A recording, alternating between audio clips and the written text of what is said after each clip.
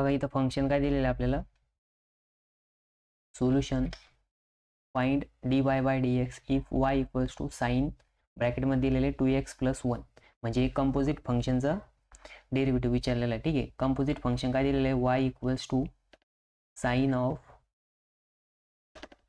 2x + 1, मग differentiate with respect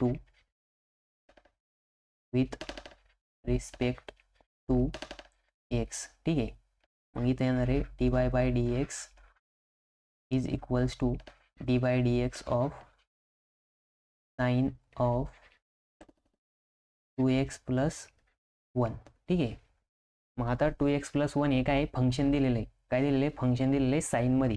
मग पहिले आपल्याला साईनचा डेरिव्हेटिव्ह घ्यायला, म्हणजे इथं कोणता फॉर्म्युला अप्लाय करायला लागेल, dy by dx of sine of function दिलेलं आहे f of x, sine of काय दिलेलं आहे f ऑफ x, मग साइन x चा डेरिव्हेटिव्ह काय येतो cos x, मग cos of f of x into D by dx of f of x.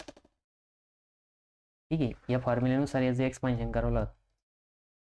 मग या साईडला तर dy बाय dxच राहणार, dy by dx is equals to, मग डेरिव्हेटिव्ह ऑफ साइन एक्स काय येतं cos x, मग cos ऑफ एक्सच्या जागेवरती इथं फंक्शन दिलेलं आहे, म्हणजेच ब्रॅकेटमध्ये दिलेलं आहे 2x + 1 आणि into D by dx of f of x, म्हणजेच 2x + 1.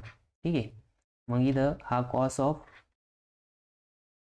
2x + 1 as it is. ठीक आहे, आणि इंटू डेरिव्हेटिव्ह ऑफ 2x + 1, मग आता डेरिव्हेटिव्ह ऑफ 2x, मग डेरिव्हेटिव्ह ऑफ 2x काय येणार आहे 2 येणार आहे, काय येणार आहे 2 प्लस 1चा डेरिव्हेटिव्ह काय येणार आहे, आता 1 ही कॉन्स्टंट टर्म आहे. ठीक आहे, मग कॉन्स्टंट टर्मचा डेरिव्हेटिव्ह काय येईल 0, म्हणजे याचा अर्थ 2 + 0 2 राहणार, म्हणजे इथे येणार आहे 2 प्लस cos ऑफ 2x + 1 काय येणार आहे dy बाय dx. मग इथं लिहायचं final answer, hence dy by dx is equals to 2 into cos of 2x + 1.